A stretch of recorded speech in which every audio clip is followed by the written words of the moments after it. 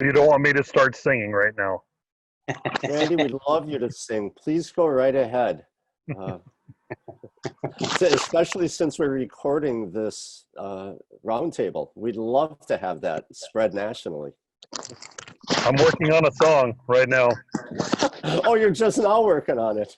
Oh, no, I've been working on it. Great. Well, we've got the waiting room open. We have people joining us. Welcome, everyone, as you come on in. It's awesome to see all of you here. This is NTCA. I think it'd be good. I think it'd be great if, as they, I think it would be great as they came in, I could be singing to them. Actually, that might kind of hurt turnout. Nothing stopping you, Randy. Nothing's stopping you, man. You want to sing so bad, go for it. He's trying to moderator put you on mute.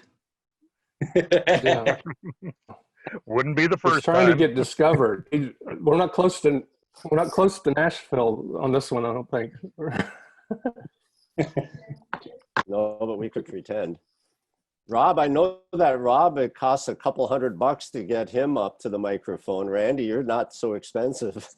Yeah, but okay, it was a couple $100, but how many drinks did you have to buy before the couple $100? Yeah, seemed like a couple hundred, but you know, I'm just saying Rob needs that because he's quality labor. He knows what's worth. That's right, he knows his own worth, yeah. So hey everybody, welcome, come on in out of the waiting room. Please turn on your video, we'd love to see you. You're coming in with your mic muted, but you can unmute yourself as you'd like. Really awesome to see all of you here. This is an NTCA Region 5 roundtable, and Region 5 means Michigan, Wisconsin, Illinois, Indiana, and Ohio. I had to remember Ohio, Lisa. Spoken like a true Michigander. Yeah. Last but not least, Mark. So hi, There Lou, may not be any football. Yeah, right. Might not be any football, right? We don't know yet, do we? No. Okay. Well, that's good for Michigan. I love it. That's great. Ouch. Ouch, that hurts, yeah. So we still do have a couple of more people joining from the waiting room, and while people are joining, I just want to welcome you again to this NTCA Roundtable. Hi, Dave. Good to see you, Dave. Lee, good to see you, Lee. A couple of people we can't see, Greg, Tony, Sean, Todd. If you're interested in turning on your camera, that would be awesome. Lisa, great to see you. Brett, my old friend Brett, how are you, sir? Doing well, Mark. Awesome. Are you in Chicago, Brett? Yes, I am. Great. Terrific. All right. So it's a little bit after the time to start. Let's start our conversation, and people will be able to come in as they join us. We still have more people joining, but I want to get this started. For those of you who may not know me, my name is Mark Heinlein, and I'm the Director of Training for the National Tile Contractors Association, and this is an NTCA Roundtable, where we're here to talk about issues that matter to you in the tile industry. The floor is open, and we'll open that up after we make some introductions. What I ask you to do is stay muted, just to keep the background noise down. But if you have something to chime in on, you can unmute yourself or just raise your hand and I can bring you into the conversation as well. I want to start by introducing, well, first of all, I want to start by saying that we are recording today's program, and we are sharing these roundtable programs on NTCA's YouTube channel. So I am checking our waiting room right here. Let's see, I'm allowing all participants to unmute themselves, and you can rename yourselves if you'd like. Oh, wait a minute. I'm goofing this up here. Yeah, let's get this right. Sorry, I want to check these couple of things here. Okay, great. So we are doing these roundtables across the United States with NTCA, and today we're in Region 5. And I want to introduce our staff participants today. Rob Roderick is my partner and friend with NTCA. Rob, can you tell us a little bit about yourself? Yeah, like Mark said, I'm his partner. I'm a technical trainer for the National Tile Contractors Association. I think I met most of you guys. I'm based out of Springfield, Missouri. I've been in the tile industry for 30 years, and I've been working with the NTCA for a little bit over 4 years now. So, and I just want to thank you guys for showing up, and we're excited to hear what you guys have to say about the topics we're going to discuss. So thanks for tuning in with us today. Thanks, Rob. And I want to introduce my friend and partner, Randy Fleming. Randy, what do you have to say about yourself? You can sing it if you'd like. I don't have much to say about myself. I could tell you what my wife said about me, but that's a longer conversation, and you are recording it, so that language probably isn't allowed. So we'll leave it as saying been in tile for quite a number of years, pushing a little over 40 now. So doesn't mean I know anything though. So that's why I come here to these to maybe learn something as well. You know, that's great. You don't look a day over 89. So. All right. And I want to introduce... I'll back the camera up. Yeah, please. And I want to introduce our Region 5 director, our regional director, Region 5, Phil Cozy. Phil Cozy is with Stewart Tile in Michigan, and Michigan is a great place to be. And Phil is a great contractor, an NTCA 5-star contractor with Stewart Tile in Michigan.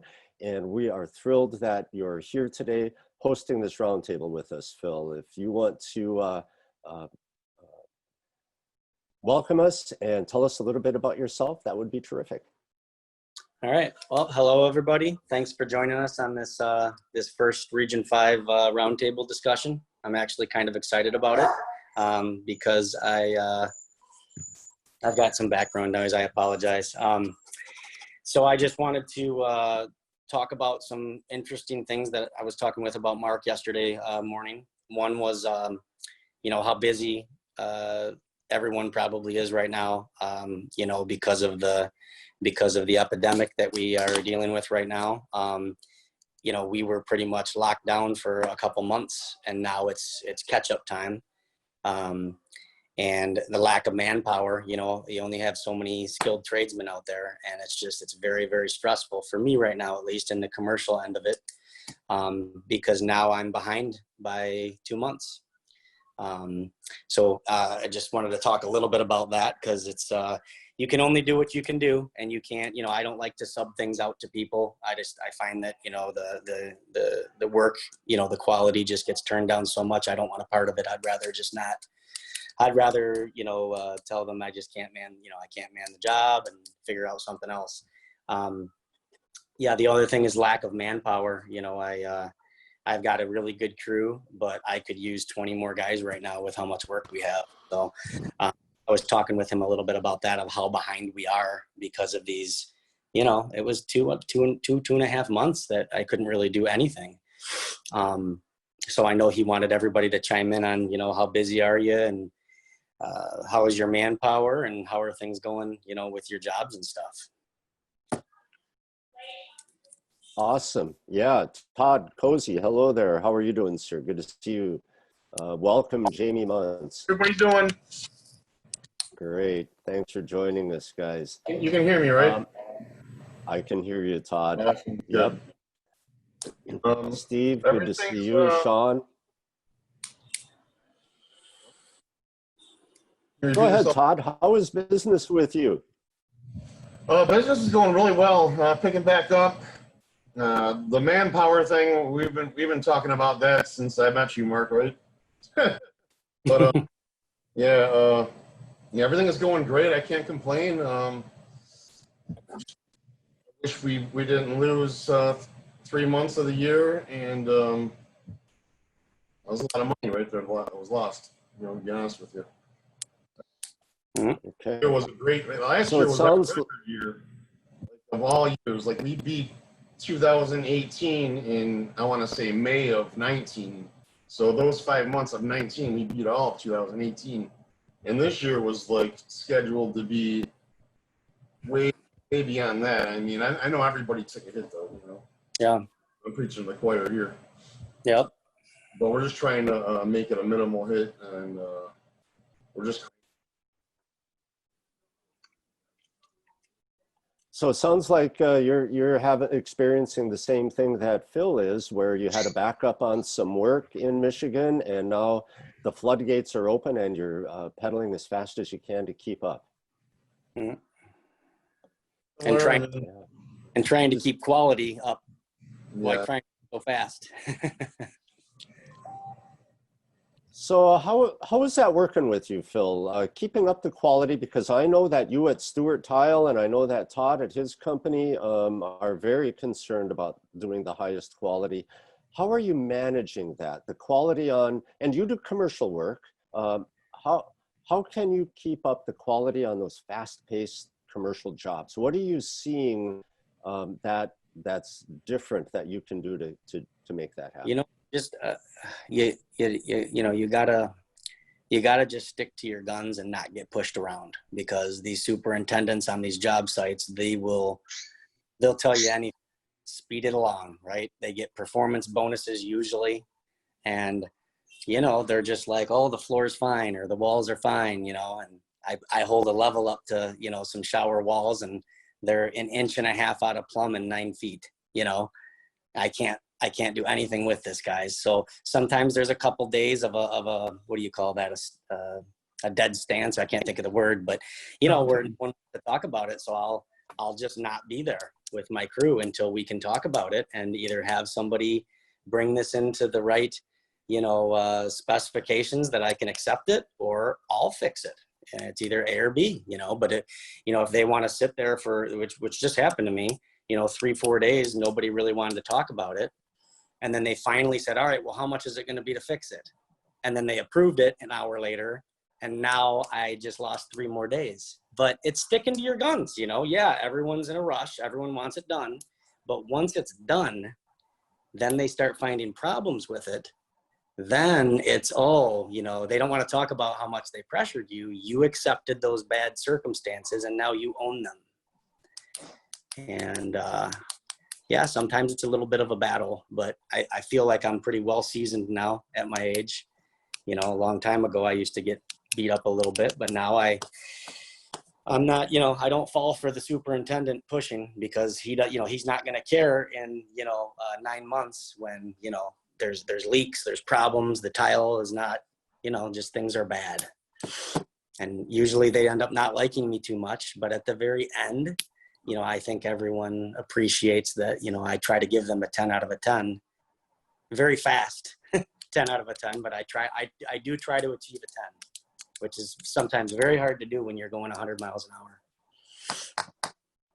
I want everybody to know that Phil and I have this discussion frequently, and he is always doing a terrific job for holding his ground, especially when it comes to substrate prep and substrate flatness for the substrate that he is expected to tile on. And you just heard it from him right there.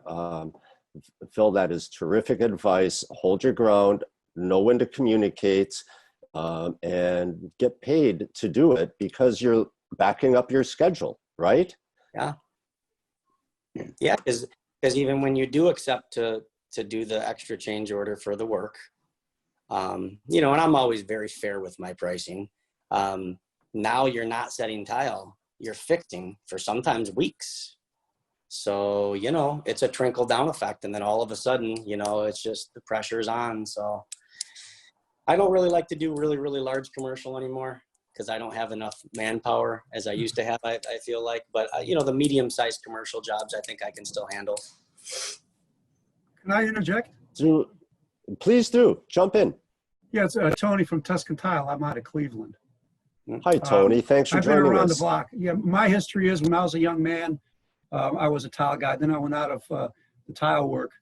I was a home builder for 20 years. And back in 2008, 2009, I was one of the early guys that got knocked out of home building.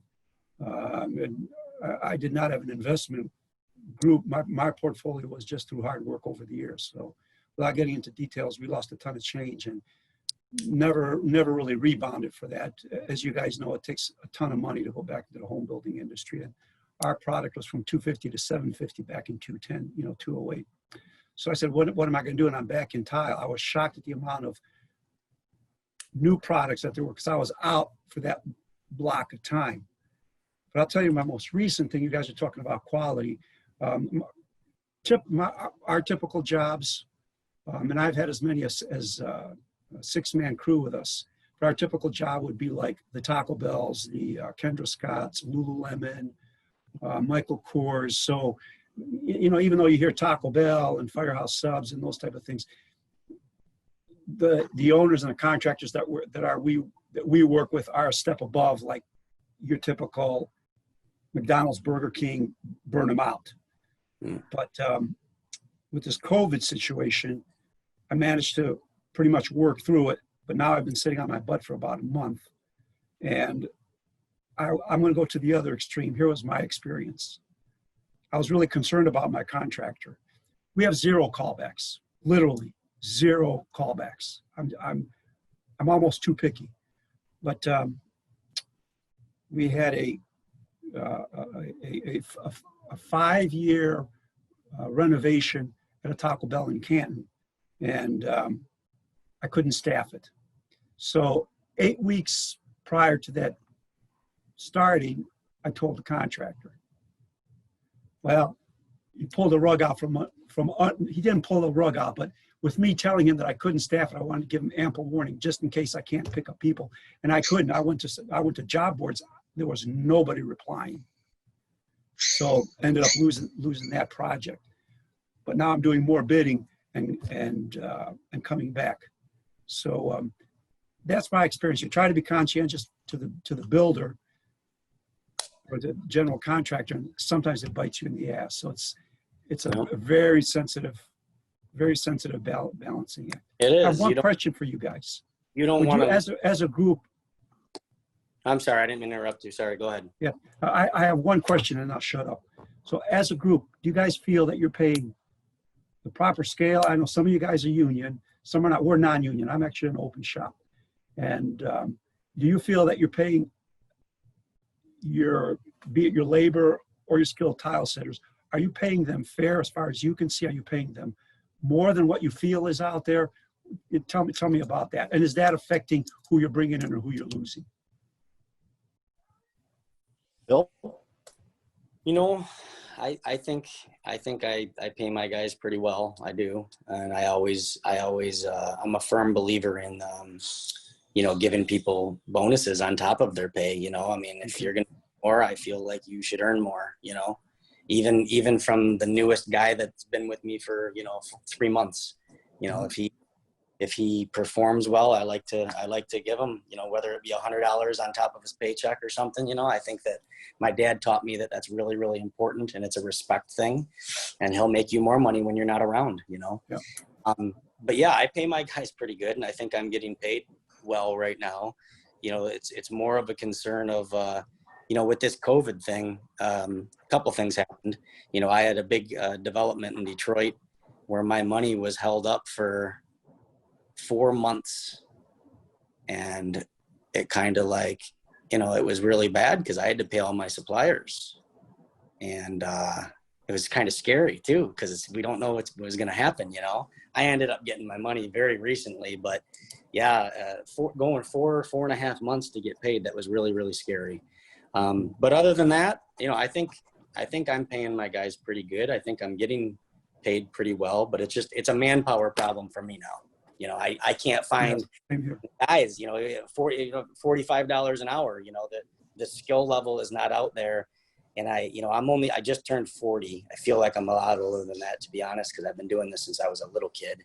And I just think that a lot of the skill level are my dad's age, you know, and they're not pulling mud no more, and they're not setting tile. No, Because that's, new generation, and you know, they look at me, I go in the field and Yeah. they look at me, everybody looks at me as an old man, but I tell them, you know, it's only a number. I'm twice your age. That means I do twice the work you do. And then they Yeah. laugh, and then they literally see, you know.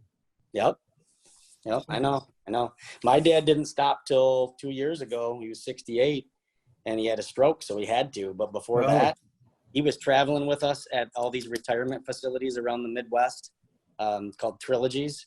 And I mean, he wasn't throwing in thousands of feet of tile like me, but yeah, I miss having him around because, man, I mean, he taught me everything, and he had my back on the job sites. And it sucked. He had a stroke last year, and now he's pretty much just bidding and stuff like that, and he's not ever on the job sites.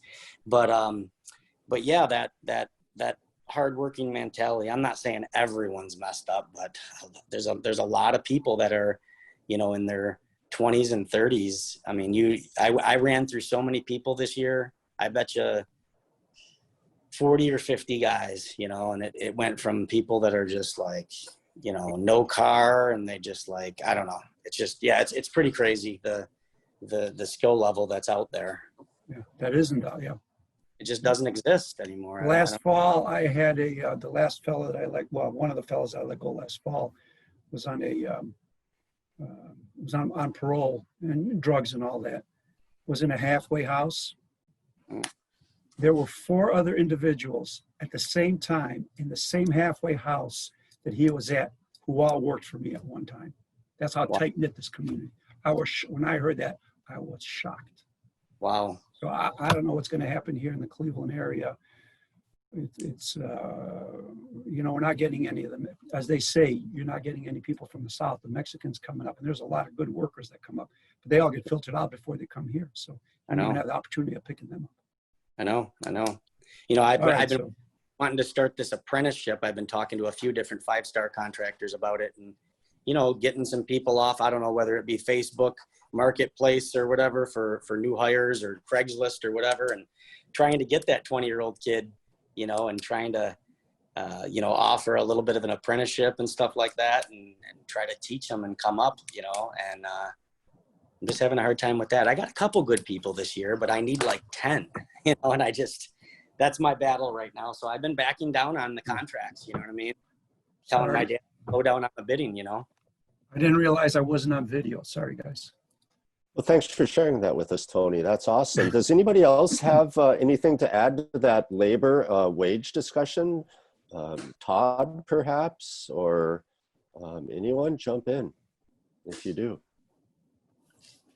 Maybe. I think it's the same boat for everybody as far as that goes. I mean,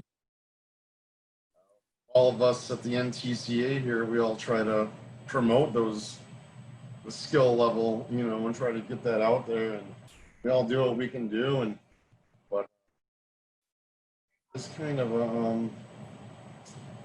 I would hate to say that it's a dying thing. I don't want to go there. I don't want to say that at all, you know, but I will agree with Phil on that. It's really, really challenging to find anybody. Yeah, 208, 209 had a big impact. You know, those years, really did. 12 years had a big impact on folks being interested in going into the trades, irrespective of what they are. Yeah. Especially when, you know, the word labor is actually part of the job, you know. These kids, no one wants to actually work. Yeah. Tile's a very hard trade. It is. Phil and I wonder if worked a lot harder when we were young, when everything was mud and we were making our own thin set and wheelbarrows, and we had to work a lot harder than these younger guys do on the jobs today, I believe. But I think every generation says that. Yeah, no, it's funny. Even today, I have, you know, a 20-year-old, and he's perfect shape, you know, and he was kind of complaining about hoofing up, I don't know, it was like 40 bags of thin set to the 3rd floor, and it wasn't fun.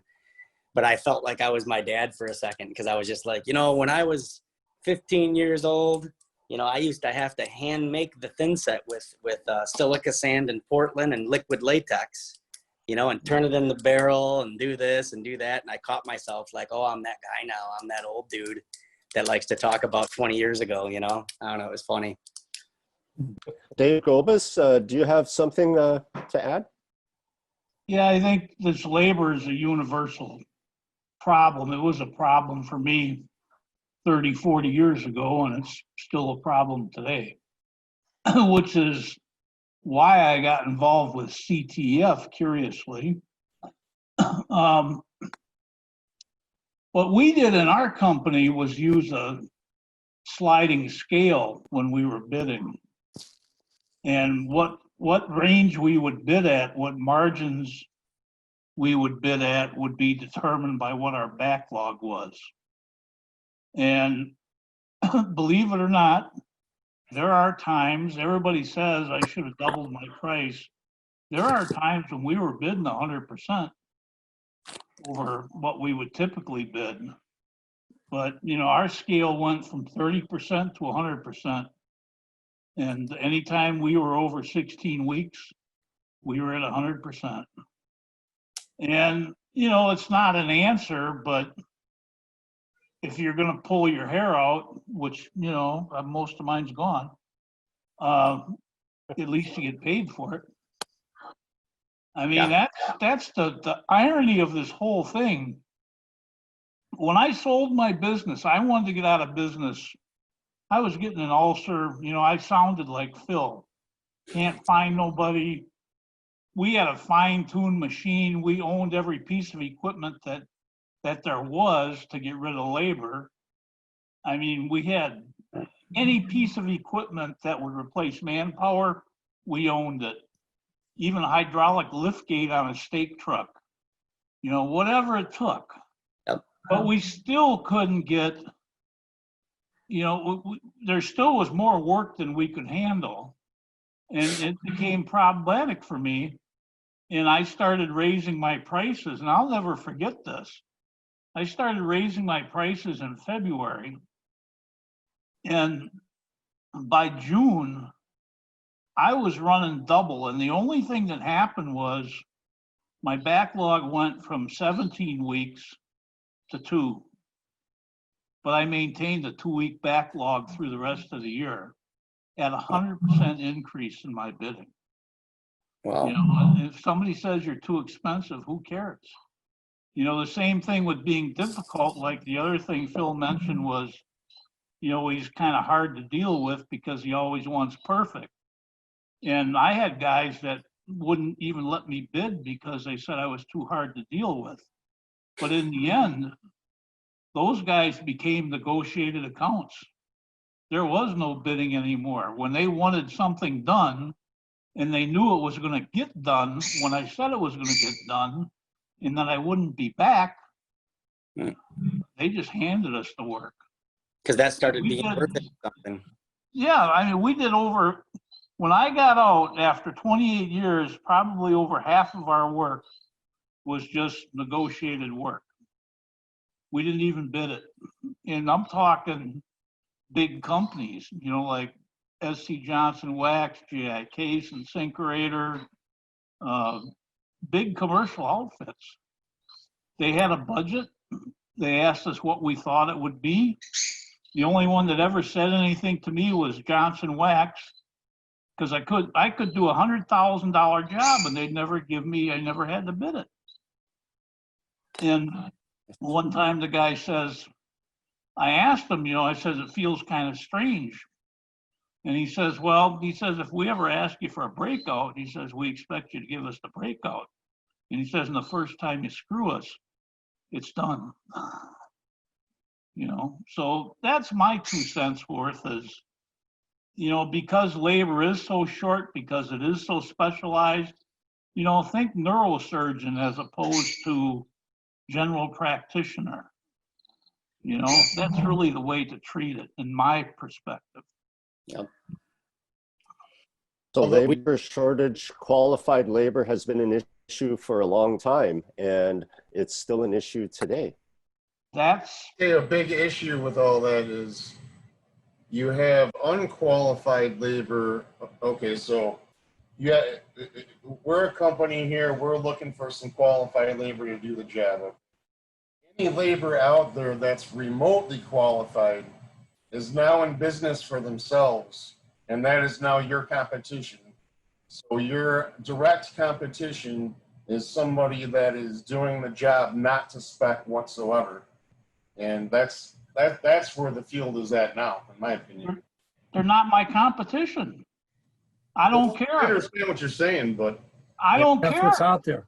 nobody cares about, only thing that people care about 99.9% of the time, and you're real lucky if you can find those relationships that don't.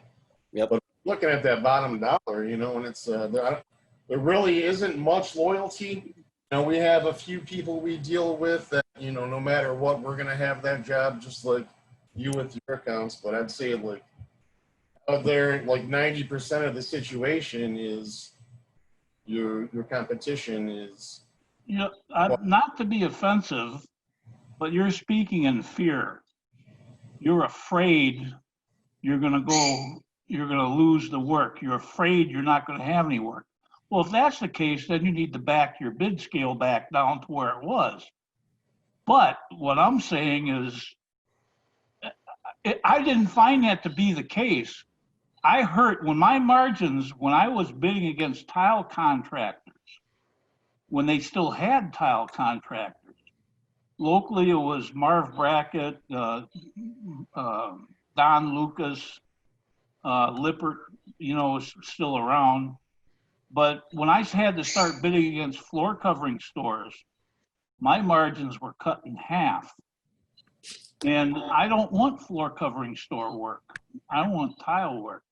And I understand the line continues to grade. State are you in? I think what my about though was, more of along the lines of like, I've got my regulars too, and they know, it usually takes a project manager or the owner of one of these general contractors to get spanked one time with a bad tile job, and a big failure. And usually if they're smart and they really have been around as long as they say they have, they don't want the lowest bid. Something's usually wrong with it. Go in the middle at least, right? That's what I've found.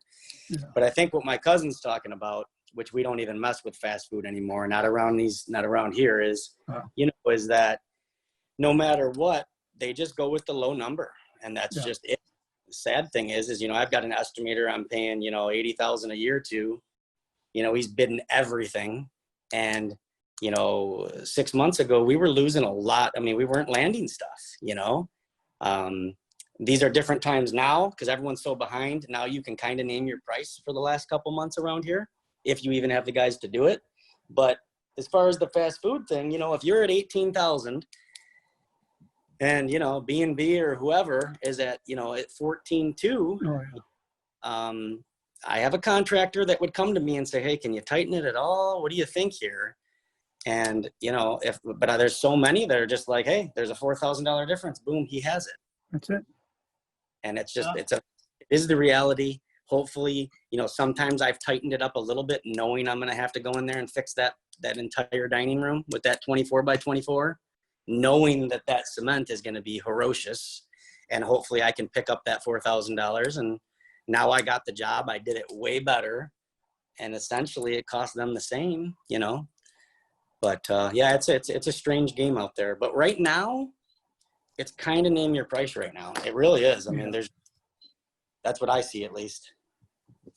So Tony, I'm sorry, Lisa, I'll let you in just a second. Tony, I want to answer your question. Dave Gobus is in Wisconsin. Phil is in Michigan. Todd is in Michigan. Tony, you're in Ohio. Lisa, go ahead.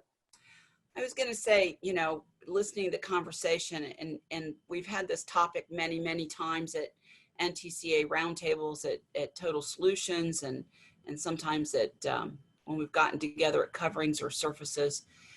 But, many of you are what I would call legacy setters. You learned from your father or your grandfather or your uncle. It's been passed down in your families.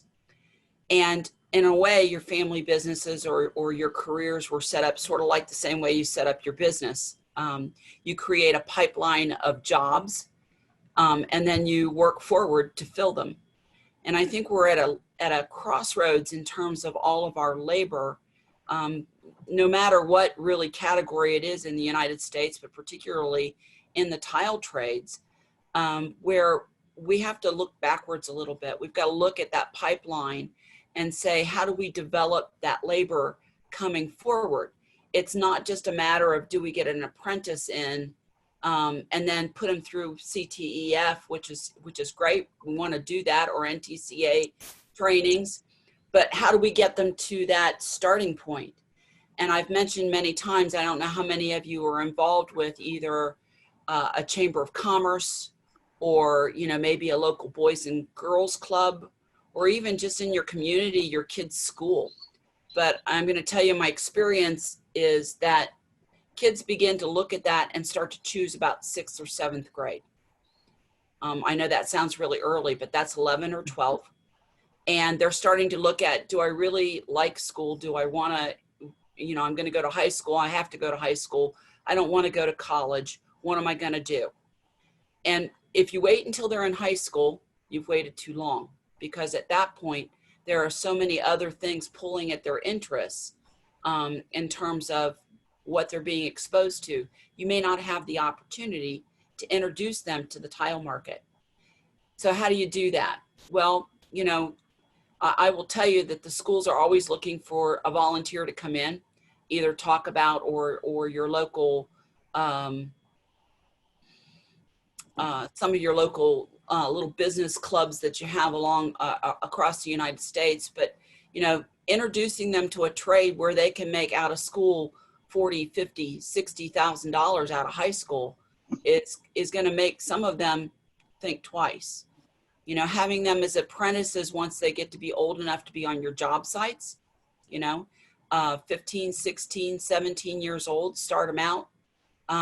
That may help develop that labor. But at the same time, if you're starting back in 6th grade, you're looking at introducing to things like what Lee does so well, which is mosaic work.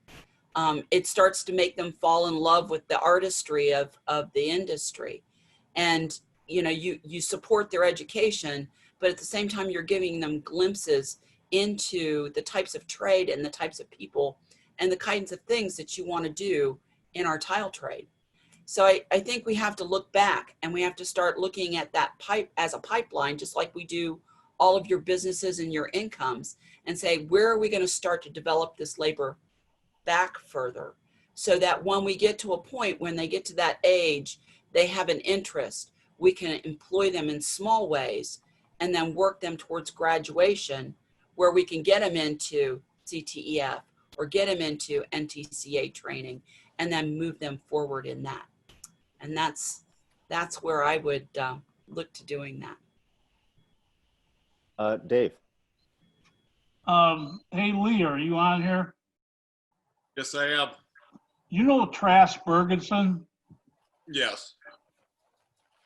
Trask did a program in, I don't know what grade it was, but they were young. I have a whole bunch of pictures that he did. And I don't know to what Lisa's talking about.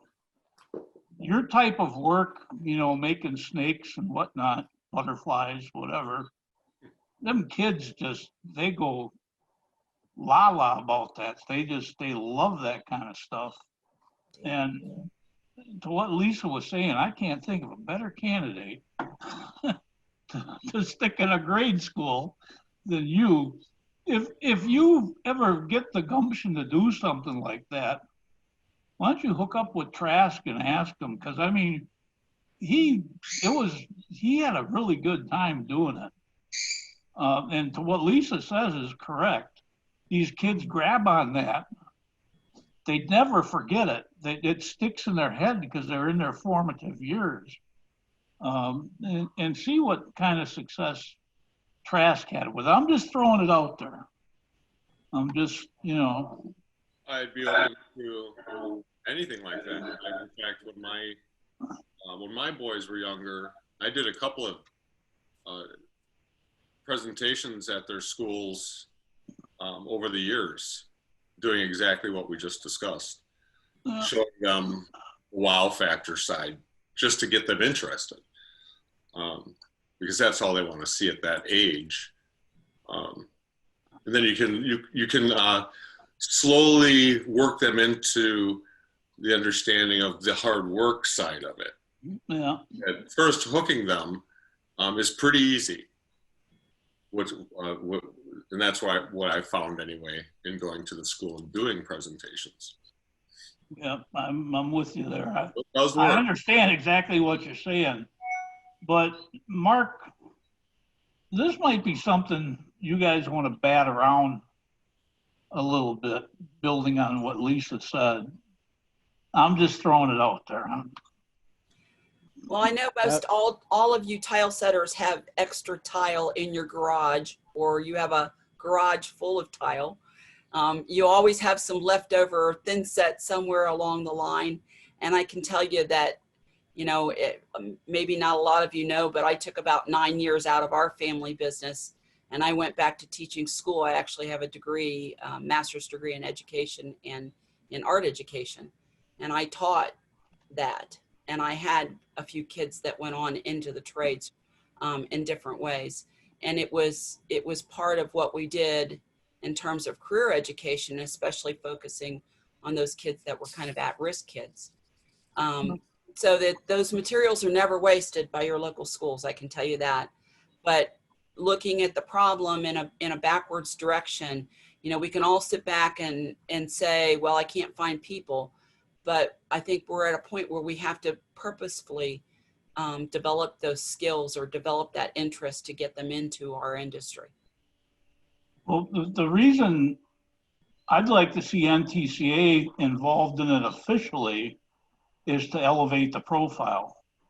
You know, for Lee to take the time out of his schedule and go to school, you know, I mean, then he knows about it and the people locally know about it. And I'm not trying to suggest that Lee become the traveling tile teacher, but to instill the thought process in others, you know, if such a thing does come about, I think that NTCA is in the position, publishing their own magazine, to elevate the awareness of something like that. That just a thought. One of the things that right now that's going on with the COVID is a lot of the serving industry, the people, waitresses and waiters and people in the restaurant business aren't making the money they used to make. And, you know, most of them are 30 and under. So that would be a big pool of people that might be able to be drawn upon. Even my son, who, you know, when I was younger and actually installing full time, would come out and help me on some, has an interest to get in that industry now. So, I mean, that's a possibility. And here in Cincinnati, a guy with a truck is getting $5,000 labor to do a foam board tub area, and they started $7,000 for a 3x4 shower. So, you know, they take a lot of time to do a tub area where we might, you know, we could go out and tear out a tub area, put up backer board and tile it in a 10-hour day with a helper. These guys are taking 3 or 4 or 5 days to do a tub area, but they're getting $5,000 just labor. And, you know, that's good money in my opinion. And if I was 25 years old, I'd be all for it. That's because of the labor shortage. It was, yeah, isn't the bigger question? Yeah, someone mentioned going to these people who are in a restaurant business. How do you get to these people? It's easy to say, yeah, let's go to those people. Or I actually had arranged earlier, just before this COVID crisis, I'm batting this around, or going to the career centers. We have those in our state, you know, because you don't have the shops, the wood shop and the craft shops in the high school. They're all typically outbuildings.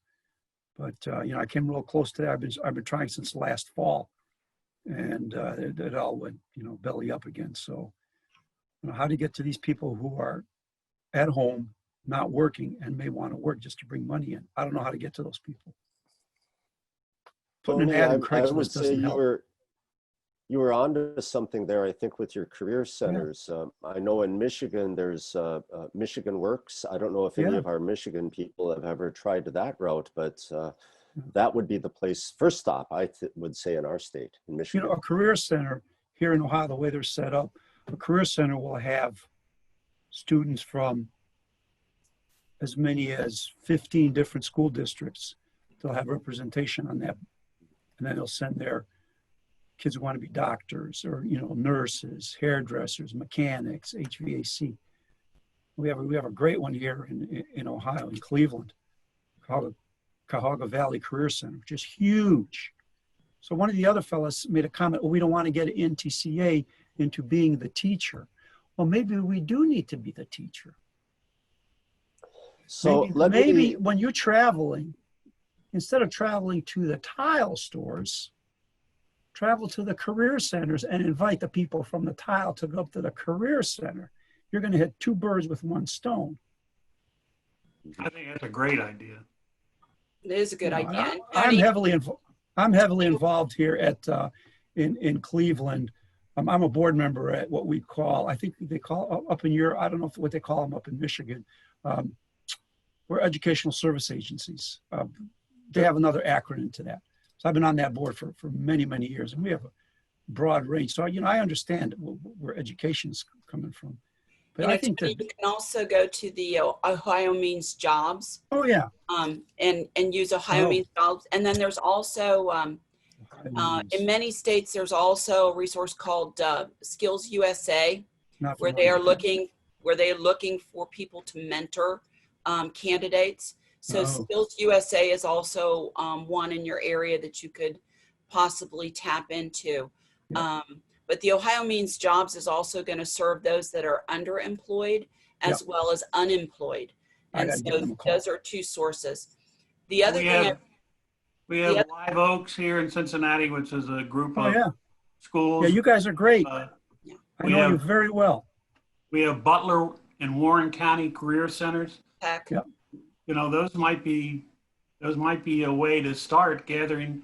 You know, maybe you help with you know, designating your state or your area and get back to someone at NTCA and say, now, when traveling occurs again, maybe Mark can do a daytime, you know, when he travels down here, a daytime at a school and a nighttime at a distributor. Yeah, there you go. It's a great idea to Mark to take back to the board. Well, all of them, but you know, Mark would be this area. So yeah. We're listening. More work for you. Our ears are wide open. I'm listening, and we are recording this program, so we are getting your amazing comments on this. Steve, I saw that you have a comment. I'll get to you in just a moment. I do know that one of our members in Georgia works with a group called CEFGA, C-E-F-G-A. Now, that's a Georgia thing, and that's about, I think, middle schoolers and definitely high schoolers, which according to Lisa is a little bit late, but one of our members, Rod Owen, CC Owen Company, is leading that charge for the state of Georgia. I do know that in Michigan, in the Grand Rapids area, there's an annual or biannual school event that some of our members go to. Welch Tile, I believe, supports that, and some manufacturers as well. Steve, did you have something to add, sir? Yeah, thank you. Hi, I'm here in Southeast Michigan. We're residential tile installation contractors. Before the shutdown, I started having a conversation as a board representative of our local builders association with the community college. And they have an extremely strong apprenticeship program for pipe fitters and for the carpentry union. And so I was talking to them about creating an apprenticeship program, accredited program, and there's a lot of barriers, and they were very unwilling to go there without proving some sort of an interest. But what they did commit to was giving us the resources to do any kind of non-credit classes that we wanted to do. So if we provided the curriculum and the instruction, we could get published and provided space in order to do a non-credit course. And those can range from, well, whatever you want. They can range from 3 weeks up to 16 weeks in any trade. And that was one of the goals that we had as a local board for our Builders Association here, to start seeing if we could, you know, find some interest or prove some interest and maybe start building it up to, you know, maybe some sort of an apprenticeship program. But they seem very enthusiastic and willing, and unfortunately we never were able to get that off the ground, and I don't know if we'll be able to until maybe next spring at the earliest, but you know, it seemed like a good option at the time. Mm-hmm. What a terrific conversation. And I just want to reiterate that I'm listening, my ears are wide open, and we'll take this back to our staff and executive director. Anybody else want to chime in on this? I heard a lot of talk about CTEF. I know all of you are terrific supporters of CTEF.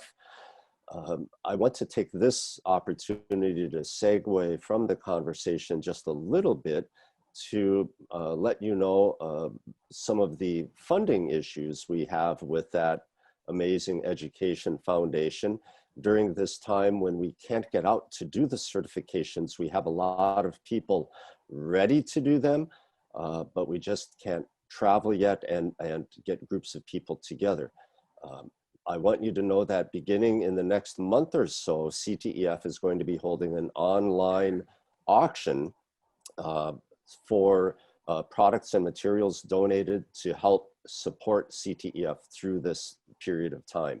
So watch for that. Just wanted to throw in that little plug. Does anybody else have any other discussion they'd like on qualified labor, the educational state, getting young people into the tile industry? Okay, great, terrific discussion. Phil, would it be okay with you if I go ahead and run our poll for everybody? I have a poll lined up and we have a couple of questions on our poll. Phil, do you think this would be a good time to do that? I think so, yes. All right. Okay, everybody, it's a little bit of a break. Let's bring up a poll. I'm going to give you a few minutes to look at this poll. I'll be sharing it with you now. There's a few questions. It's a little bit about COVID, a little bit about a couple of other things. Just go ahead. Here's the poll. I've launched it.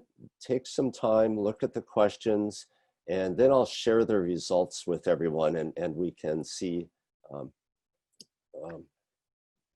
how we respond. Some of these are multiple choice. And if you'd like, I can ask Randy or Rob to sing your pick while we're polling.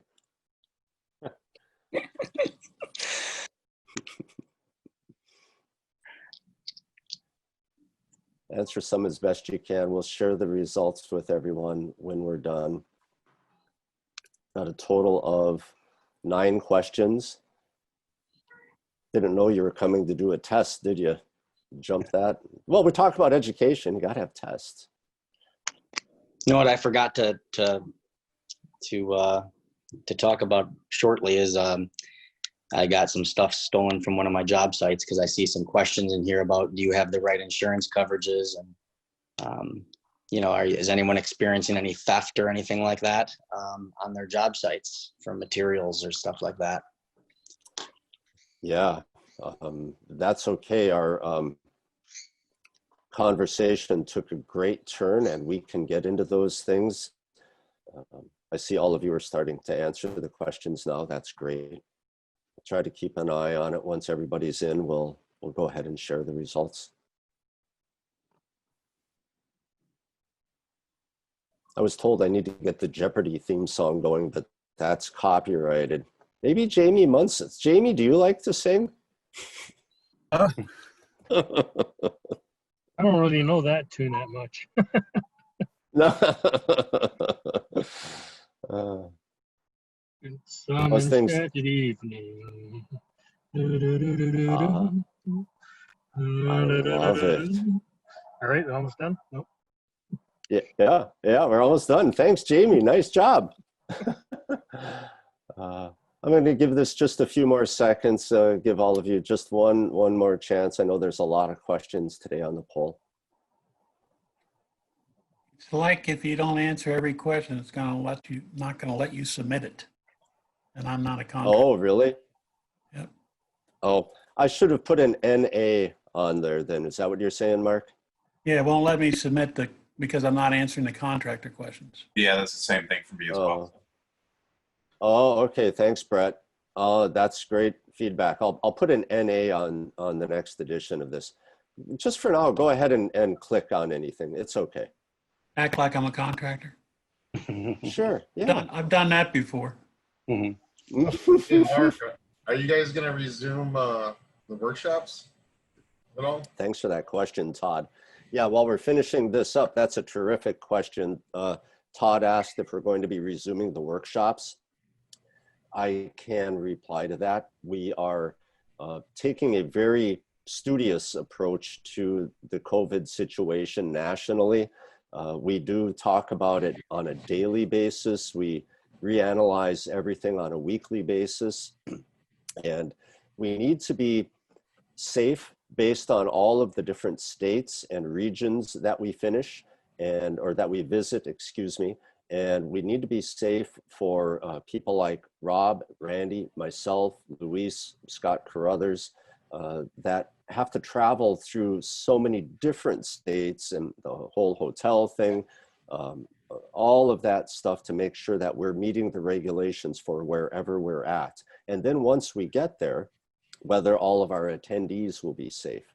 So we have not yet resumed our workshops or our regional training programs. We're currently postponed through September 3rd, and I'm sure we'll have an announcement by the end of July or early August about when or if we can resume beginning in September.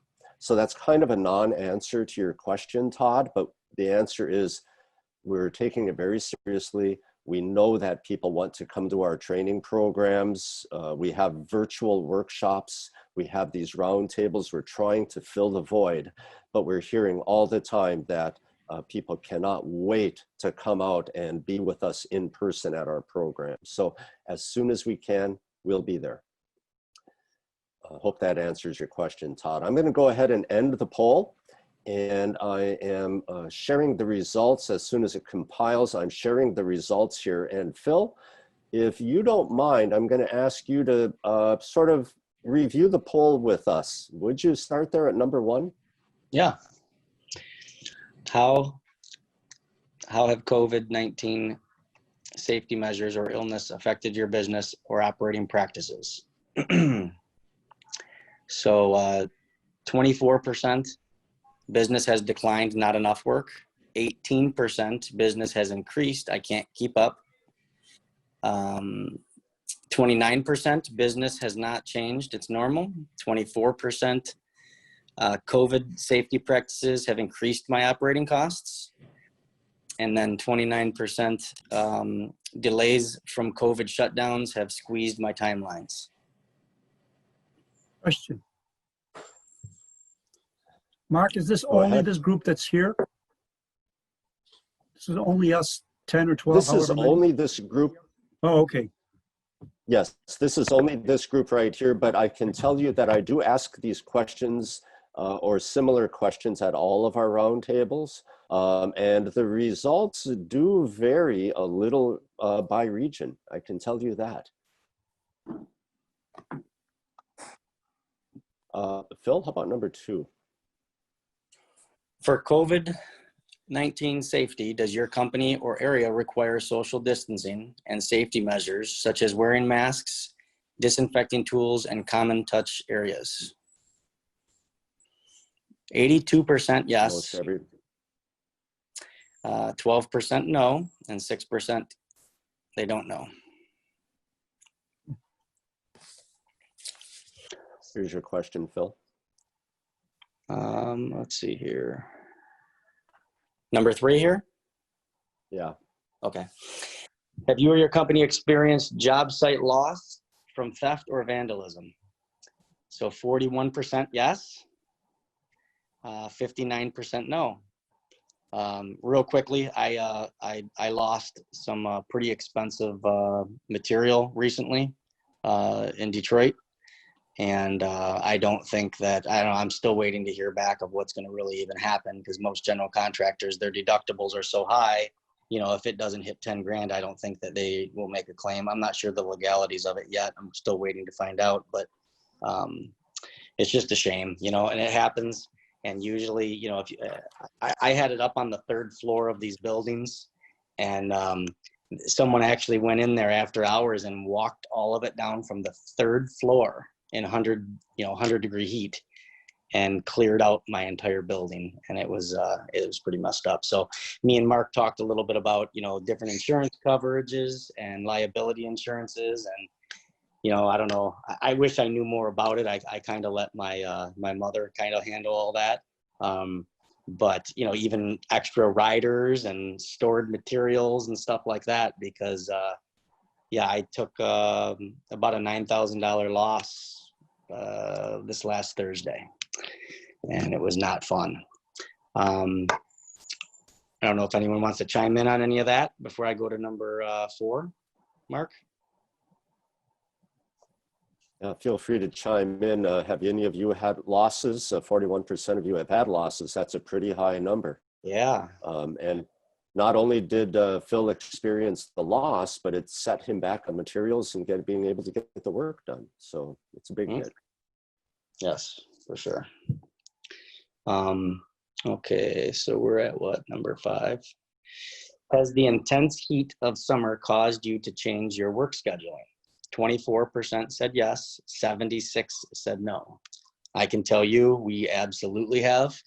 In downtown Detroit, it's been in the high 90s, probably even hotter in the buildings. And my guys have been starting at 5:30, 6 o'clock, and I've been letting them cut out at like, 12:30, 1 o'clock and stuff. And it's just so hot in the afternoon. It's unbearable.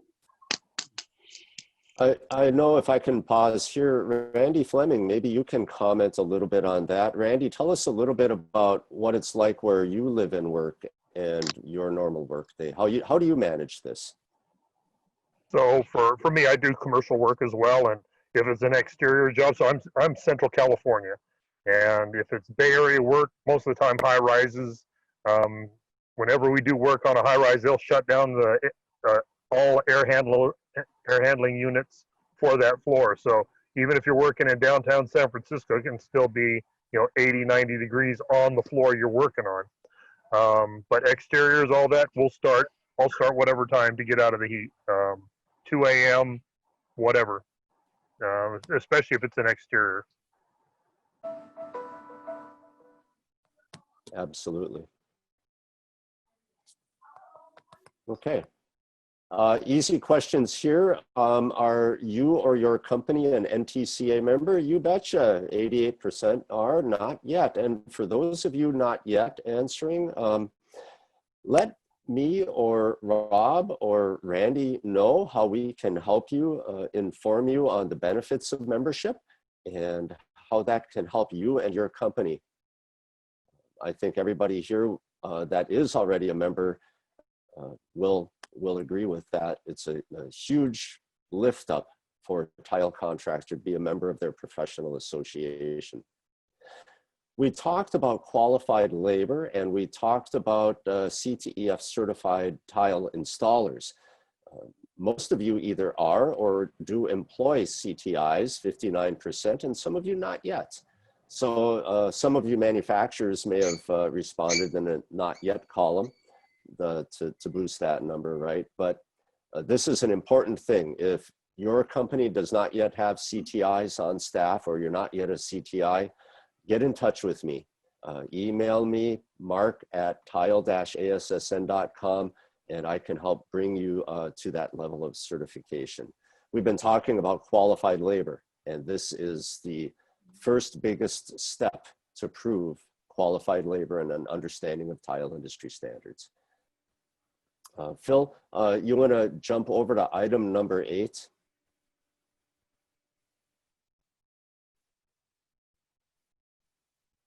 or I'll just go ahead and read that out. It's talking about ACTs. That's the next level, Advanced Certified Tile Installers. I know Todd is extremely interested in that, as are several, many people across the United States. That's the next level of certification. Who here do we have that's already an ACT? Anybody? We got three people that are ACTs. It's awesome to see that. And I just want to do a little shout out for NTCA's YouTube channel to let you know NTCA does have a YouTube channel full of incredible information. Please seek it out and subscribe. This program will be shared on the YouTube channel when we get it all set up. I mean, when we get it finished recording. I'm going to stop sharing that poll. Let's go ahead and get back into a little bit of conversation on any of those things or anything else that anybody would like to talk about. Let's take just a few more minutes. I've had you here for a little bit more than an hour. Would anybody else like to share anything? Teach us something, Mark. I missed is that also from the a- workshops we're missing out on. I need the tip of the day. Workshops, Todd. I think there's also a perception of maybe young kids or young people as far as the tile industry that it's, you know, menial work and you can't make any money. I mean, in Chicago, you know, in the union part of the time, I mean, these kids are making six figures. I mean, it's ridiculous downtown how much these kids are making. And, you know, and you try to tell this to someone, oh, that can't be right. I said, well, yeah, you don't have to go to university to make a good living, you know, and you just need to be willing to, you know, do some hard work and get the training done. But sometimes it's a little difficult. And the one comment about, you know, the people in the food industry, yeah, I think there's going to be a lot of people in the food industry that can be sitting out there without jobs for quite a while. But I think until the feds stop giving that extra $600, you know, they're making, between unemployment and the $600, they're making more now than they were when they were servers, I think, in a lot of cases. So I think that ends the end of July. So I think after July, I think there'll be some serious people coming to realization that, okay, living on unemployment ain't cutting it. And I got to find something else. And obviously, maybe the food services industry wasn't it. And so, yeah, there may be an opportunity there for some individuals to get a career change. So now might be a great time to look at some people in that industry and show them the type of money they can make and the skills that they can learn. On that note, I did want to before we're done with this conversation, go to Lee Callaward. Lisa had mentioned, as did Dave, that Lee has a terrific history of being that leader and that teacher of apprentices and young people in our industry and sparking and capturing their attention. And Lee, I'm wondering if you could just give us a little bit of your insight about how to go about that and how we can sell the artisan level, the craft level to inspire young people to join this industry. We would just like to hear some of your comments on that, if you would. Well, I think you have to be a good teacher. It's not just about selling somebody on an idea. And we all know generation from generation, people are different. These kids today are much different than when you and I were kids. So you can't approach them like we were approached. So it gets a little complicated. You're trying to teach them, but you're also trying to help them grow as young adults at the same time. And I help them understand that the real world isn't a video game.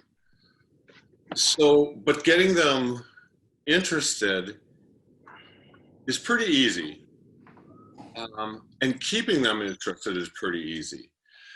You just have to, through your own actions, inspire them. When they see me get excited about something, they can't help it. They come out, they're right along. So, and continually challenging them on a daily basis keeps their interest. So it's a little work, but well worth it. I think you just have to really commit, and they are so willing to come along when they see how committed you are to your profession, to your clients, to your employees, to your suppliers. They see it's a family, and once you're in that family, it's kind of special, and they see that. So it's a challenge, but worth it. Thank you very much, Lee. I really appreciate that. It means a lot for all of us to hear that from you. So I want to respect everyone's time. We've been on this meeting for a little bit more than an hour, and I want to go to our director, Phil Cozy, for any words that he would like to have to wrap this up.